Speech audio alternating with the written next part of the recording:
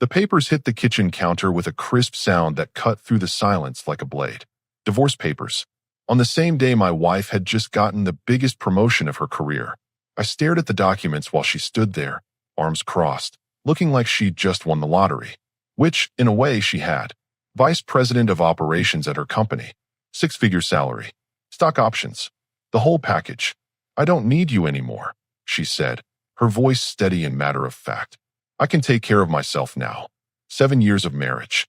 7 years of me working overtime at the manufacturing plant, covering the mortgage while she climbed the corporate ladder. 7 years of supporting her through late nights, weekend conferences, and every step of her career advancement. And this was my reward. I picked up the pen she'd placed next to the papers. She expected drama. She expected me to beg, to argue, to make a scene. Instead, I read through the documents quickly. Standard no-fault divorce. She was keeping the house since her name was on the mortgage. I was keeping my truck and my savings account. Clean split. I signed every page without saying a word. That's it, she asked, clearly caught off guard. You're not going to fight this? I looked up at her, this woman I'd loved for nearly a decade, and felt something close completely inside me. What's there to fight? You've made your choice. I thought you'd at least want to talk about it. You brought me legal papers, not a conversation starter. I stood up and handed her the signed documents. You'll have the house to yourself by tomorrow night. Her confident expression flickered for just a moment. Where are you going to go? That's not your concern anymore. I walked to our bedroom and pulled out the duffel bag I used for work trips. 7 years of life together, and everything that mattered to me fit in one bag. Clothes, important documents, a few personal items. I left the wedding photos, the shared possessions, the life we'd built. If she wanted to discard our marriage, she could deal with the remnants. When I came back downstairs, she was standing in the living room looking uncertain. You don't have to leave tonight. We can figure out the logistics. The logistics are simple. You wanted independence, you got it. I headed for the door, duffel bag over my shoulder. Enjoy your promotion celebration. Where are you going? I paused at the door and looked back one last time. Somewhere you'll never have to worry about me being a burden again. I drove to the local hotel and checked in for the night. From my room window, I could see the lights were on at our house. Her house now. I wondered if she was already opening that bottle of champagne she'd been saving for her promotion, or if my reaction had dampened her mood. My phone buzzed with a text from her. We should talk about this properly. I turned the phone off and tossed it on the nightstand. There was nothing left to talk about. She'd made her decision when she had those papers drawn up. She'd made her decision when she decided her promotion meant she no longer needed the man who'd supported her getting there. The next morning, I called my supervisor and requested immediate transfer to our company's facility in North Carolina. 3 states away. Same job, same pay, fresh start. He approved it within hours. Apparently, experienced machine operators were needed everywhere. I spent the day handling business. Opened a new bank account in a different bank. Changed my phone number. Filed a change of address with the post office for a P.O. box in my new city. By the time I stopped by the house to get my truck and a few tools from the garage, I had essentially erased myself from her world. She wasn't home. Probably at work, reveling in her new position. I left my house keys on the kitchen counter next to a note. Congratulations on your promotion. Enjoy your independence. The drive to North Carolina took 8 hours. 8 hours to think about how quickly someone could throw away 7 years like it meant nothing. 8 hours to realize that I'd been married to someone who saw me as a stepping stone, not a partner. When I crossed the state line, I felt something I hadn't expected. Relief. For the first time in months, maybe years, I wasn't worried about her career stress, her deadlines, her next promotion. I wasn't planning my schedule around her needs or making sacrifices for her advancement. I was free too. My phone stayed off for 3 days. When I finally turned it on in my new apartment, there were 17 missed calls and a dozen text messages. All from her. The messages started casual, asking where I was and when I was coming back. By the last few, the tone had shifted to something closer to panic. I deleted them all without reading past the previews and blocked her number. If she wanted to celebrate her independence, she could do it without any interference from me. I had my own life to rebuild. 3 weeks into my new life in North Carolina, I had established a routine that my ex-wife would never recognize. Wake up at 5:30, coffee and news, 45 minutes at the gym before work. 8 hours running CNC machines at a facility that appreciated experienced operators. Evenings were mine to do whatever I wanted. No more coordinating schedules around her networking events. No more listening to office politics over dinner. No more walking on eggshells because she had a stressful presentation the next day. The apartment I'd rented was basic but comfortable. One bedroom, decent kitchen, and most importantly, it was mine. Every decision, from what to eat for dinner to what to watch on TV, was completely my own. I'd forgotten how good that felt. Meanwhile, back in our old city, she was learning what independence actually looked like. My coworker mentioned seeing my name in the company newsletter. You used to work at the main facility, right? Some woman has been calling HR asking about you. Says she's your wife. Ex-wife, I corrected. And she'll figure out soon enough that HR doesn't give out employee information. But she was persistent. Through mutual friends, I heard she tried calling my old workplace, asking neighbors, even checking with my brother. She discovered I'd transferred, but the company wouldn't tell her where. All she knew was that I'd vanished completely. Good.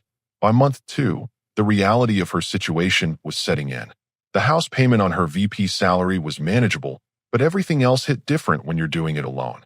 Lawn maintenance, repairs, grocery shopping, cleaning. All the things I'd handled while she focused on her career were suddenly her responsibility. I heard through my brother that she'd hired a lawn service. Apparently, she'd tried to mow it herself once and gave up after an hour. The same woman who'd told me she didn't need me anymore was paying someone else to do the yard work I'd done for 7 years without being asked. Her social media told the story she wanted people to believe. Photos of her new office, captions about living my best life and thriving independently. But I noticed what was missing. No photos of her beautiful house. No pictures of home-cooked meals or weekend projects. Just work events and restaurant dinners. She was working 60-hour weeks in her new position and coming home to an empty house every night. The promotion that was supposed to set her free had become a golden cage. My phone number change had been strategic. She couldn't text or call even if she wanted to, but she found other ways to try reaching out. She sent a friend request on social media, which I ignored. She had a mutual friend reach out, asking if I was doing okay and whether we might work things out. I told the friend. She made her choice when she served me papers. I'm respecting that choice completely. The friend reported back that she was going through a rough adjustment period and maybe rushing into the divorce. Too late for that realization. By month 3, I'd started dating again. Nothing serious, just coffee dates and casual dinners. It felt strange at first, being responsible only for myself, making plans without checking someone else's schedule. But I adapted quickly. One evening, while I was having dinner with a woman I'd met at the gym, my brother called. She's been asking Mom about you, he said.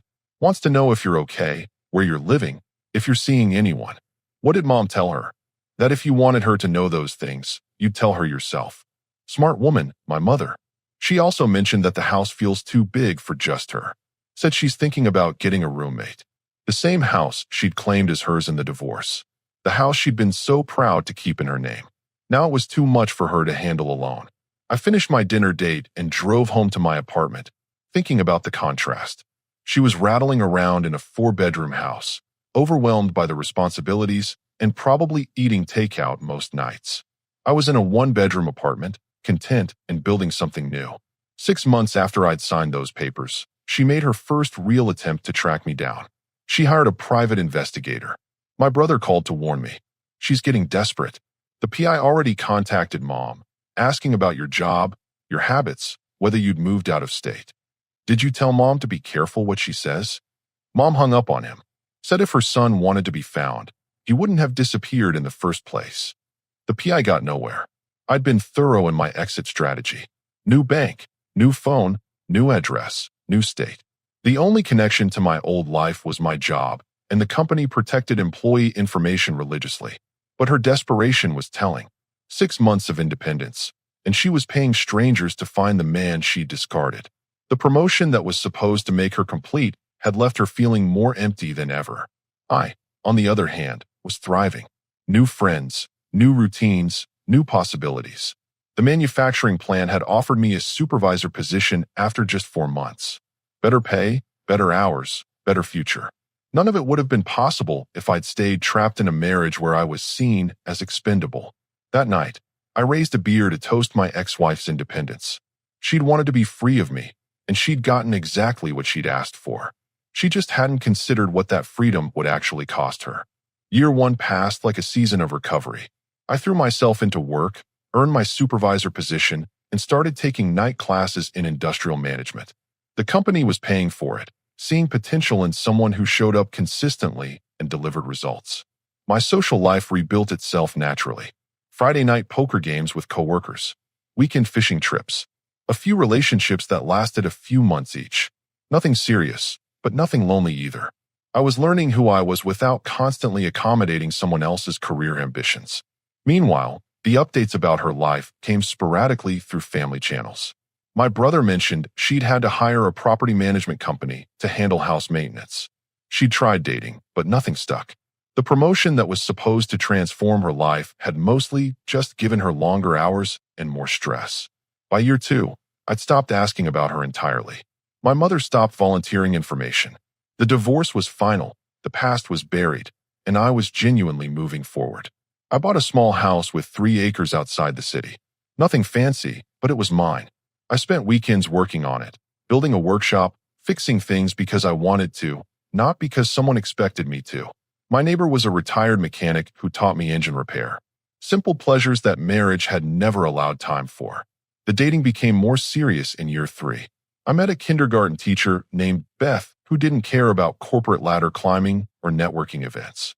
She liked hiking, cooking, and having actual conversations about things other than quarterly reports. We took it slow, both of us having been burned before. Beth never asked about my ex-wife. She knew I'd been married, knew it had ended badly, and respected that some doors were better left closed. That kind of emotional intelligence was refreshing after years with someone who saw every conversation as a strategic opportunity. By year 4, I was a different person living a different life. Plant manager had offered me a pathway to operations director. Beth and I were talking about moving in together. I had savings, investments, and plans that belonged entirely to me. Then my brother called with news that broke the 4-year silence. "She's been asking about you again," he said during our monthly check-in. "But this time it's different." Different how? She's not just curious anymore. She's desperate. He explained what he'd learned through mutual friends. The VP position that was supposed to be her golden ticket had become a nightmare.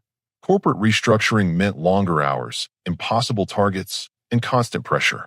She was working 70-hour weeks and barely keeping up. She told someone she made the biggest mistake of her life. My brother continued. Said she didn't realize what she had until it was gone. That's what happens when you treat people like stepping stones. There's more. She's been trying to track you down for months. She knows you're in North Carolina, but can't get specifics. She even drove down here once, hoping to find you. The idea of her desperately searching for someone she'd casually discarded for years earlier should have felt satisfying. Instead, it just felt pathetic. She asked Mom if you ever talk about her, my brother added. What did Mom say? That you talk about your future, not your past. Perfect answer. A week later, I was having dinner with Beth when my personal email account chimed with a message from an address I didn't recognize. The subject line made my blood run cold. Please just read this. I knew immediately who it was from. Everything okay? Beth asked, noticing my expression. Just work stuff. I'll handle it later. But curiosity got the better of me that night after Beth went home. I opened the email. The message was 3 pages long.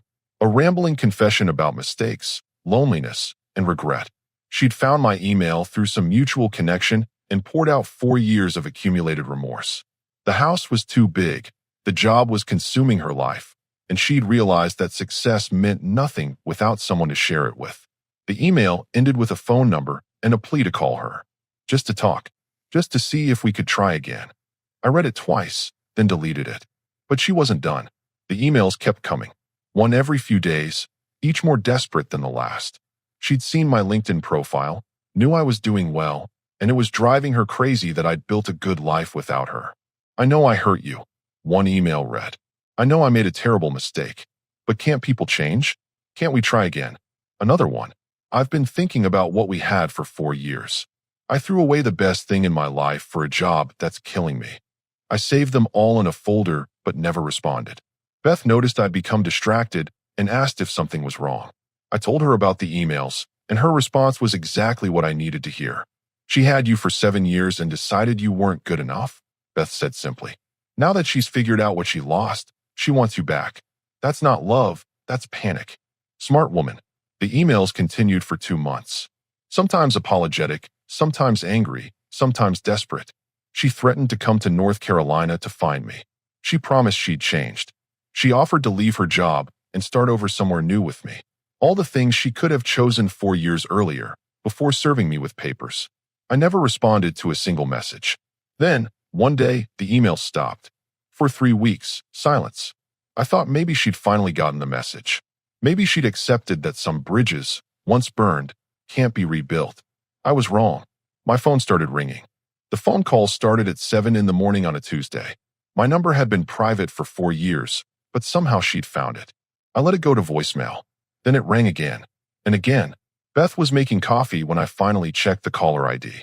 Unknown number, but I had a sinking feeling I knew exactly who it was. You going to answer that? She asked as the phone rang for the 4th time in 10 minutes. No point. If it's important, they'll leave a message. But the calls kept coming. Every hour, sometimes twice an hour. Always from different numbers. She was using various phones, probably calling from work, from friends' phones, from random numbers she could access. After the 15th call that day, I finally listened to the voicemails. Please just pick up. I know you're getting these calls. I just want to talk. I found your number through the company directory. I know you work at the North Carolina facility now. I know you're doing well. Why won't you just answer? After 7 years of marriage, don't I deserve at least a conversation? The entitlement in that last message almost made me laugh. She destroyed our marriage with legal papers, and now she thought she deserved my time. Beth heard the frustration in my voice when I told her about the calls. Change your number again, she suggested. I shouldn't have to. I changed it once to get away from her. Now she tracks me down 4 years later like some kind of stalker. But she was just getting started. My supervisor pulled me aside at work the next day. Someone's been calling the main office asking about you. Says she's your ex-wife, and there's a family emergency. There's no emergency. She's trying to force contact because I won't take her calls. Company policy is we don't give out personal information, but she's persistent. Called 6 times yesterday. She was making my professional life complicated now. The same woman who'd told me she didn't need me anymore was now interfering with the career I'd built without her. The calls escalated over the next week. Sometimes she cried into the voicemail. Sometimes she got angry and demanded I stop being childish. Sometimes she tried bargaining, promising things would be different if we tried again. I've been in therapy, one message claimed. I understand now what I put you through. I've changed. The house feels empty without you. I eat takeout every night because I never learned to cook the way you did. I see couples everywhere and remember what we had. I threw it away for nothing. Each message revealed more about how her perfect, independent life had crumbled. The VP position was everything she'd wanted except fulfilling. She worked constantly, had no real friends anymore, and spent weekends alone in a house too big for one person. But the message that really showed her desperation came 2 weeks into the phone campaign. I hired another private investigator. A better one this time. I know where you live. I know about your house, your girlfriend, your job promotion. I know you've built a good life, and I know I could make it better if you'd just let me try. She was having me surveilled. For years after discarding me, she was paying strangers to watch my life from a distance. That night, I called my brother. She's completely lost it, I told him. She's having me followed by private investigators. Maybe it's time to get a restraining order. Maybe it's time to answer one of her calls and end this permanently. Beth overheard the conversation. You don't owe her anything. Not a phone call, not an explanation, not closure. She made her choice. But the harassment was affecting both our lives now. Beth couldn't come over without wondering if someone was watching. I couldn't focus at work knowing my ex-wife was paying people to document my routine. The final straw came when she showed up at my workplace. I was coming back from lunch when my supervisor flagged me down. There's a woman in the parking lot asking employees about you. Says she's your wife, ex-wife, and she needs to leave. Security already talked to her. She's sitting in a car across the street now. I looked out the window and saw her BMW parked where she could watch the employee entrance. For years after I'd walked away, she was camped outside my job like some kind of obsessed teenager. That afternoon, she followed me home. I drove carefully, taking my normal route, not acknowledging the car behind me. But when I pulled into my driveway, She parked on the street and got out. For years had changed her. The confident corporate executive who'd served me divorce papers looked exhausted. Expensive clothes couldn't hide the weight loss, the stress lines, or the desperation in her eyes. She started walking toward my front door. Beth's car was in the driveway too. She'd beaten me home from her teaching job and was probably inside grading papers, unaware that my past was about to confront my present. This was it. For years of silence, months of harassment, and now she was forcing the confrontation I'd been avoiding. I got out of my truck and met her halfway across the yard. "You need to leave," I said calmly. "I just want to talk. 5 minutes. That's all I'm asking. You had 7 years to talk. You chose legal papers instead. I made a mistake. Can't people make mistakes?"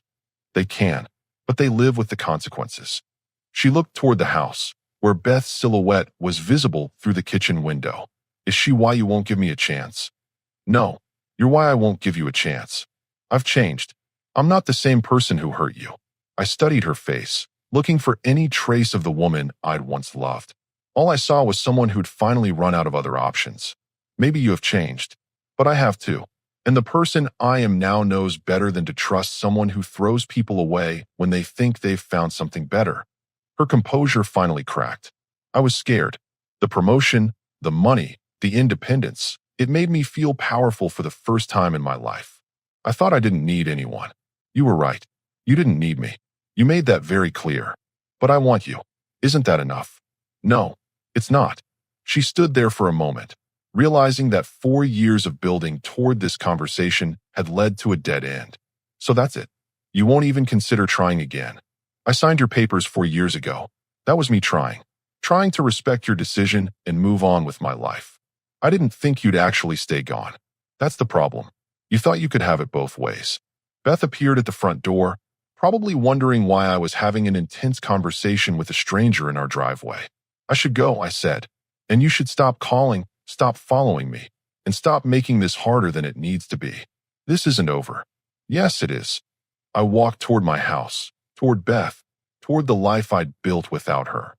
Behind me, I heard her car door slam and her BMW drive away, but I had a feeling she wasn't done yet.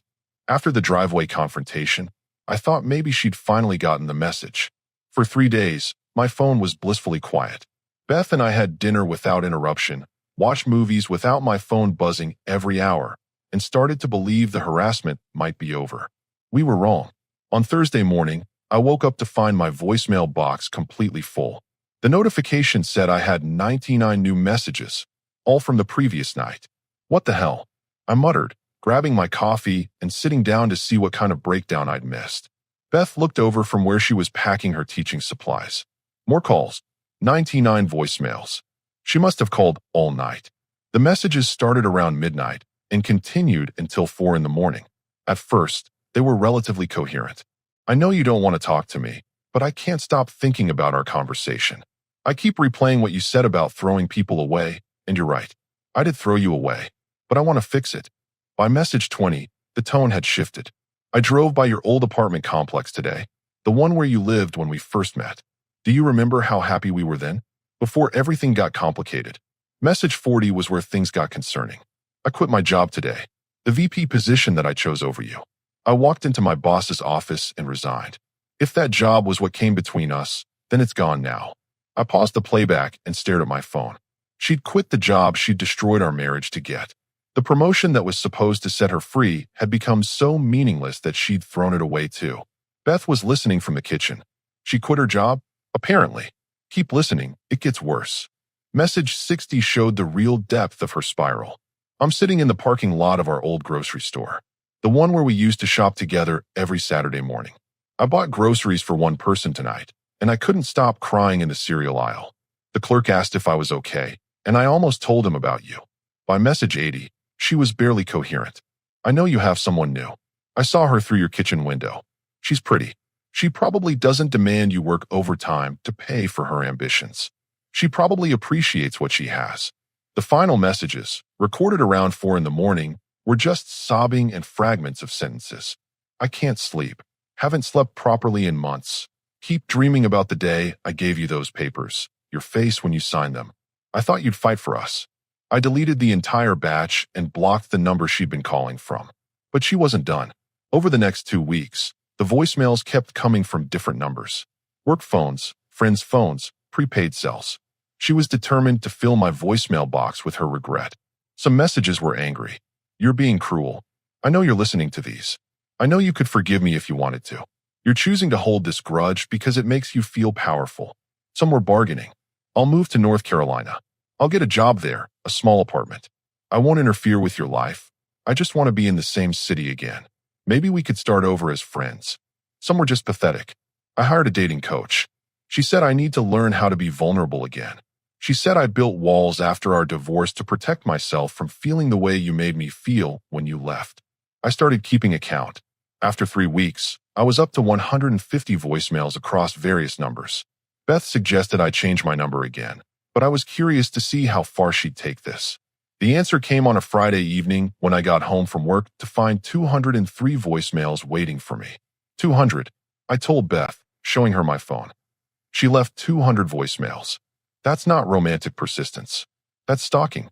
I scrolled through the timestamps.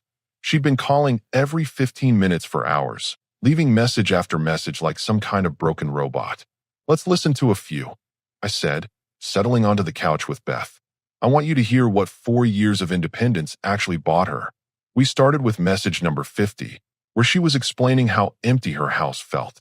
I moved into the guest bedroom because our old bedroom feels like a crime scene. I can't look at that bed without remembering how I told you I didn't need you anymore. I sleep on a twin mattress now like I'm in college again. Message 100 was recorded from what sounded like a restaurant. I'm having dinner alone again. There's a couple at the next table, and they're arguing about something stupid. But at least they're arguing together.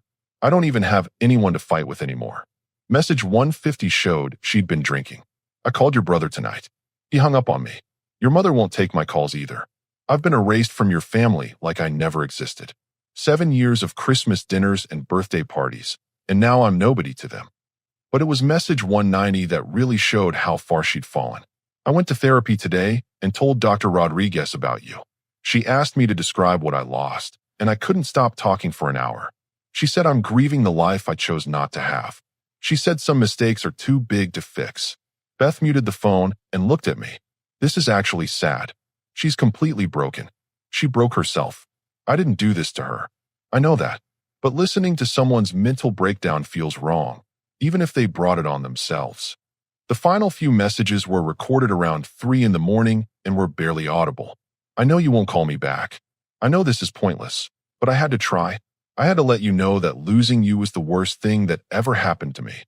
If I could go back to that day, if I could take back those papers, I would choose you every time. I would choose us. The last message was just 10 seconds of crying followed by silence. I set the phone down and looked at Beth. 200 voicemails over 3 weeks. That's what happens when someone realizes they threw away the best thing in their life for a job title. Are you going to respond? Why would I? What's left to say? Maybe telling her to stop would end this. No, responding would just encourage her. She'd take any contact as hope that she could wear me down eventually. But even I was surprised by what came next. My phone rang, and for the first time in 4 years, I recognized the number immediately. It was our old home phone, the landline in the house she'd kept in the divorce. I stared at the screen as it rang. Answer it, Beth said quietly. End this permanently. I picked up on the 4th ring. Hello. You answered. Her voice was barely a whisper. I can't believe you actually answered. I'm answering to tell you this stops now. The calls, the voicemails, the following me around. All of it stops. I just need you to know that I understand now. I understand what I did to you, what I threw away, why you hate me. I don't hate you. I nothing you. You're a stranger who used to be married to someone I used to be. The line was quiet for so long I thought she'd hung up. I love you, she finally whispered. No, you don't. You love the idea of not being alone. There's a difference. That's not true. It is true, and this conversation is over. I hung up and immediately blocked the home number. Beth was watching me with concern. How do you feel? Relieved. That was probably the last time I'll ever talk to her. But I was wrong about that too. 2 months after the phone call, she showed up at my front door on a Saturday morning. Not calling first, not asking permission. Just there, standing on my porch like she belonged. Beth was at her school working on lesson plans, so I was alone when the doorbell rang. Through the window, I could see her car parked in my driveway again. I opened the door, but didn't invite her in. I drove 12 hours to get here, she said. I'm not leaving until we talk properly. We talked. You called 200 times to make sure of it. Face to face. Like adults. She looked worse than she had 2 months ago. Thinner, more desperate, like someone hanging onto the edge of a cliff. 5 minutes, I said. Then you leave and never come back. Thank you. We sat on my front porch. My house, my rules, my territory. I sold the house, she said. Our house. I couldn't live there anymore, knowing you'd never come home to it. Good for you. I've been staying with my sister while I figure out what's next. She thinks I'm having a breakdown. Are you? Probably. But at least I'm finally being honest about what I want. Which is what? You. Us. Another chance to not screw up the best thing that ever happened to me. I looked at this woman who'd once confidently handed me divorce papers and now sat begging for scraps of the life she'd thrown away. You didn't screw up the best thing that happened to you, I said. You chose not to want it anymore. There's a difference. I was wrong. No, you were honest. For the first time in probably years, you told me exactly how you felt about our marriage. You didn't need me, and you didn't want me around anymore. But I've changed. So have I. I've learned that when someone shows you who they really are, you should believe them the first time. She was quiet for a moment, maybe finally understanding that her campaign of desperation had only proven my point. So there's nothing I can do? Nothing I can say. You can accept that some doors, once closed, don't reopen. You can stop trying to force your way back into a life you voluntarily left. What about forgiveness? I forgave you 4 years ago when I signed those papers without a fight. But forgiveness doesn't mean forgetting, and it doesn't mean giving someone another chance to hurt you. I would never hurt you again. You hurt me when you called my workplace. You hurt me when you followed me home. You hurt me when you left 200 voicemails like some kind of stalker. You're still hurting me by refusing to accept that we're over. She started crying then, but it wasn't the manipulative tears I remembered from our marriage. This was genuine grief for something she'd finally realized was gone forever. I threw away 7 years for a job that made me miserable, she sobbed. I gave up the only person who ever really loved me for a promotion that meant nothing. Then you learned an expensive lesson about priorities. I can't undo it, can I? No, you can't. Beth's car pulled into the driveway then. She got out slowly, recognizing the BMW and understanding immediately what was happening. Is this her? My ex-wife asked. That's Beth, and she's everything you weren't. What do you mean? She doesn't see me as a stepping stone. She doesn't take what I offer for granted. She doesn't think independence means discarding the people who care about you. Beth walked up to the porch, but didn't interrupt. She could see this was something I needed to finish. I should go, my ex-wife said, standing up. Yes, you should. And this time, stay gone. She walked to her car without looking back. As she drove away, Beth sat down next to me. How do you feel? She asked. Free. Finally free. Think she'll try again? No. She finally heard what she needed to hear. Some mistakes don't get fixed. Beth took my hand. Good. Because I'm not sharing you with someone else's regret. I watched the BMW disappear around the corner and felt something I hadn't experienced in 4 years. Complete peace. The woman who'd once told me she didn't need me anymore had spent months proving just how wrong she'd been. But it was too late for her and too early for me to care. I had everything I needed right here.